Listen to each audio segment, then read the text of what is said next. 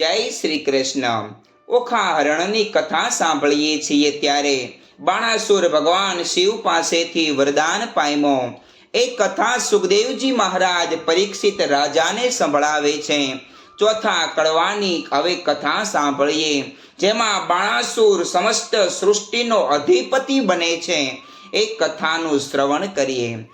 વરદાન પામે વળ્યો બાણાસુર, શોણિતપુરમાં તે જાય। વનના વાસે પશુ પાંખે તે તો લાગ્યા એ બહેવાય। કાંઈ ન દેઠો ન સાંભળ્યો, જેમ વૃક્ષ ચાલ્યો જાય। આવીને જોવા લાગ્યા સર્વે, દીઠો બાણાસુર રાય। નગર સમીપે ચાલી આવ્યો તે બાણાસુર બળવાન। કૌભાંડ નામે રાય તાણે ઘર, પ્રગટ થયો પરધાન। કોઈક દેશની કન્યા લાવી અને પરણાવ્યો રાજન। દેશ જીતવા સંચર્યો રાય બાણાસુર બળવાન। પાતાળ નાગલોક જીતી ચાલ્યો એણી વાર। દેશ દેશના મહીપતિ જીત્યા તે કહેતા ના વેપાર।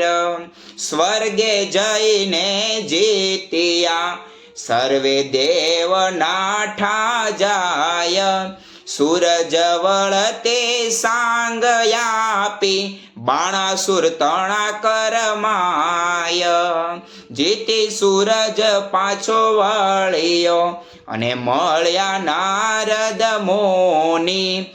પ્રણામ કરીને પાય લાગ્યો તેણે સમે તે રાજન। ઓ નારદજી, ઓ નારદજી, ના થયું મારું કામ।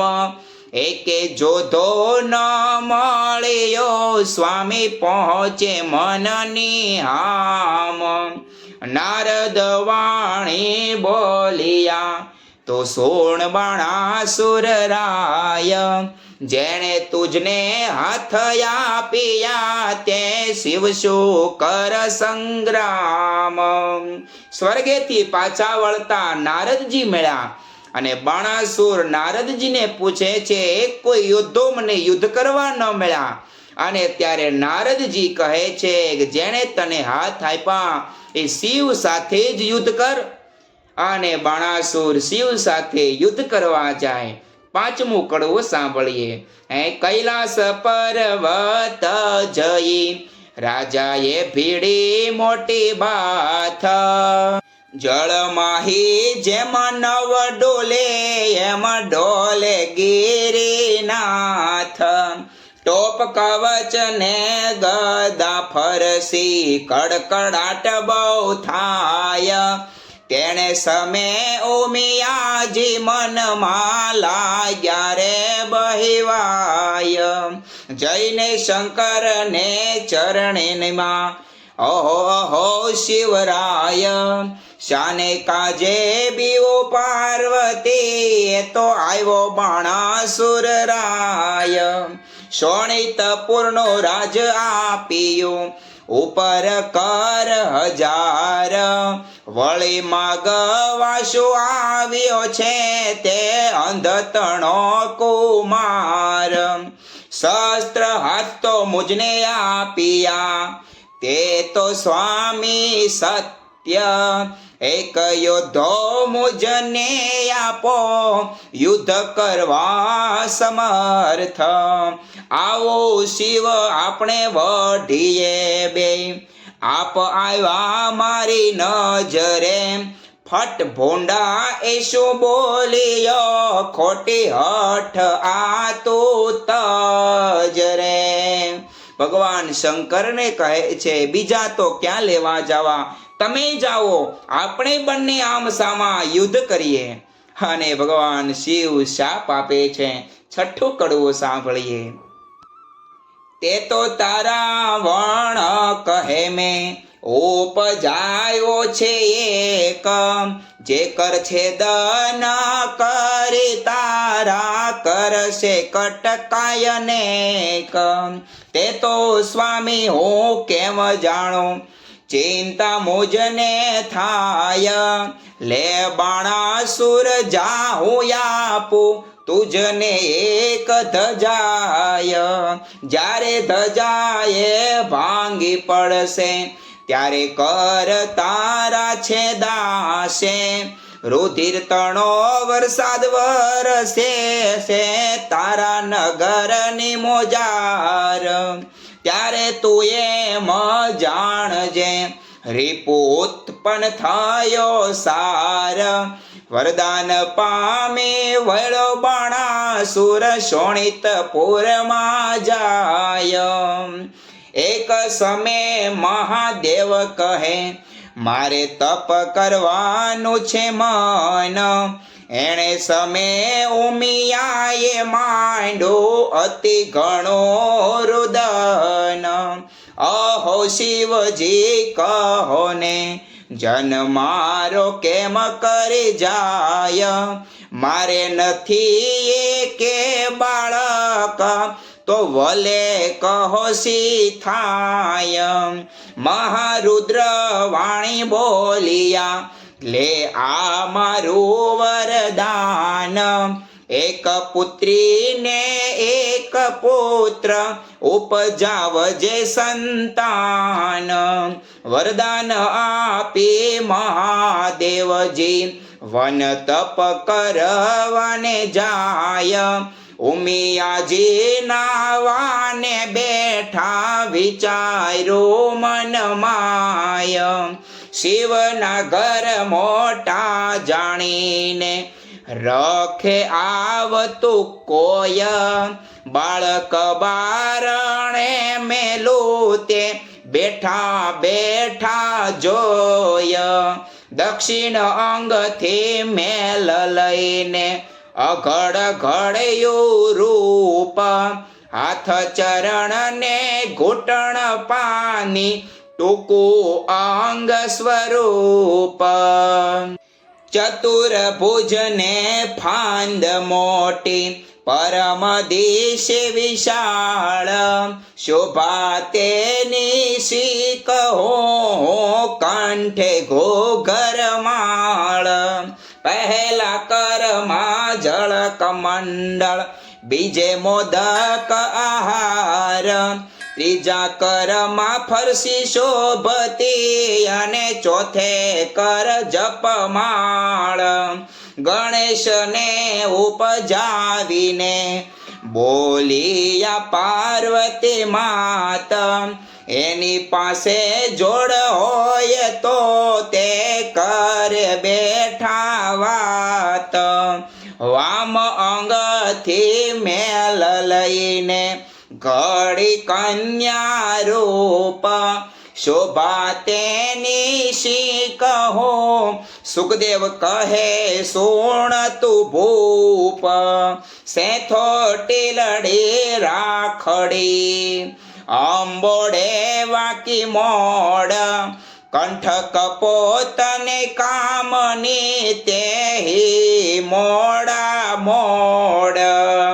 કોથળી ફૂલની વેણલ દાબલી રમતા નાની ભ્રાત, કંઠો પડો નાડા છડી તે આપ્યો લઈને હાથ. પરીક્ષિત ને સુખદેવ કહે કુંવારી કન્યા જે હરે, કર સાચવવાને બાળકો બે પ્રગટાવ્યા તે હરે. કર સાચવવાને બાળકો બે પ્રગટાવ્યા તે હરે. મહાદેવજી તપ કરવા ગયા. પાર્વતીજીએ મારો યુગ કેમ જાય, સમય કેમ જશે.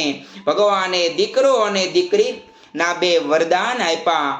પાર્વતીજી સ્નાન કરવા બેઠા, પોતાના અંગ પરથી મેલ ઉતારી બે બાળકના સર્જન કર્યા, એક દીકરો અને બીજા દીકરી. એ દીકરાનું નામ ગણેશ રાખ્યું. એકલો બાળક તો બહાર બેસી કોની સાથે વાતો કરે, એટલે વામ અંગથી મેલ લઈ કન્યાનું રૂપ ધરાવ્યું અને આમ દીકરા અને દીકરી પાર્વતીજીએ અંગમાંથી પ્રગટ કર્યા. હવે 7મું કડવું સાંભળીએ. આ પ્રમાણે બંને બાળક બહાર બેઠા છે. પાર્વતીજી સ્નાન કરે છે. હે દેવે નાવણ કરવા બેઠા, નારદ આવ્યા ત્યાંય, બાળક બે જોઈને ભાગ્યા, ગયા શિવજી જાય. નારદ આવી ચાલ્યા, મધુવન તત કેવ, ઓરે શિવજી નફટ ભોંડી ટેવ. વનવગડામાં ભમતા હિંડો, માથે ઘાલો ધૂળ, આંખ ધતુરો વિજ્યા ચાવો, વાળો આડો આંક. તમે રે વનમાં તપ કરો ને, ઘર મેલો ઘર સૂત્ર, તમે વિના તો મિયાએ ઉપજાવ્યા છે પુત્ર. મહાદેવ ત્યાંથી પરવરાને કૈલાસ જોવાને જાય, ગણપતિ વાણી બોલ્યા, આડી ધરે મહાકાય. ભગવાન શિવ તપ કરતા હતા. નારદે ત્યાં જઈ ફરિયાદ કરી, પ્રભુ તમે પરબારા સ્નાન કર્યા કરો, ધ્યાન કર્યા કરો, અને ઘેરે કેવી લીલા થઈ. પાર્વતીજીએ તમારી ગેરહાજરીમાં 2 સંતાન ઉપજાવ્યા. અને ભગવાન શંકર નારદના વચનથી કૈલાસ જોવા ગયા અને ગણપતિજી આડા ફર્યા, પોતાની આડી ધરી મહાકાય. આગળ બોલ્યા, અલા જટિલ જોગી, ભસ્મ ચોળી દિશતો અદ્ભુત, આજ્ઞા વિના અધિકાર નહીં હોય પૃથ્વીનો જો ભૂપ. વચન આવો સાંભળીને કોપિયા શિવરાય, લાતો ગળદા પાટું મૂકી આવ્યા ઘરને માય. ગણપતિને ગળદો પડે ને બ્રહ્માંડ ભાંગી જાય, ત્રિલોક ખળભળવા લાગ્યો રે, આ તે શું કહેવાય. ત્યારે શિવજી કોપિયા છે, ચડી મન મારીશ, કોપ કરીને ત્રિશૂળ મેલ્યું, છેદ્યું ગણપતિનું શીશ. માક્ષર વદ ચોથને દાડે પુત્ર માર્યો તરત, તે દાડાથી ચાલ્યો આવ્યો ગણેશ ચોથનું વ્રત. ગણપતિએ શિવજીને રોક્યા, છતાંય શિવજી અંદર ગયા, ગણપતિ પાછળ પાછળ ગયા. ભગવાન શંકરને અતિ ક્રોધ આવ્યો અને ત્રિશૂળ મૂકી ગણપતિનું શીશ વધેર્યું. એ પ્રસંગની સ્મૃતિમાં હજી આપણે ગણેશ ચોથના વ્રત કરીએ છીએ. ગણપતિનું માથું કપાયું, માથાનું શું થયું? એ મસ્તક તો જઈને પડ્યું ચંદ્રના રથમાય, તેથી ચતુર્થી ને દિવસે ચંદ્ર પૂજન થાય. એવી શિવજી ઘરમાં આવ્યા, જ્યાં ઉમિયાજી નાય, ઓખા બેઠી હતી બારણે, તે નાસી ગય ઘરમાય. વલણ કોટડીમાં જઈને પેઠી, મનમાં વાત વિચારી, ભાઈના કટકા કીધા માટે મુજને નાખશે મારી. મહાદેવ ઘરમાં ગયા ને જબૈકા ઉમિયાના મન, નેત્ર ઉગાડી નિરખ્યું ત્યાં દીઠા પંચવદન. વસ્ત્ર પહેરી ઉમિયા કહે, કેમ આવ્યા મહાદેવ? આંખ ભાંગ ધતુરો ચાવો, નફટ ભોંડી ટેવ. નાતા ઉપર શું દોડાયાવો, સમજો નહીં મન માય. બે બાળક મેલા બારણે તો, કેમ આવ્યા મંદિર માય. છાની રહે તો પાપણી, મેં જોયું પારખ્યું બધું. આટલા દાડા સતી જાણતો, પણ સર્વ લૂંટી તે ખાધો. મોજ વિના તે તો પ્રજા કીધી, એવું છે તારું કામ. પાર્વતીજી તમે રાખ્યો હિમાચળનો નામ. વચન એવો સાંભળી ઉમિયાને ઉઠી જવાળ. કાલે તમે કહી ગયા હતા જે, પ્રગટ કરજો બાળ. ત્યારે શંકરે નીચું જોયું, મનમાં વાત વિચારી. તારી પુત્રી તો ભાગી ગઈ, તારા પુત્રને નાખ્યો મારી.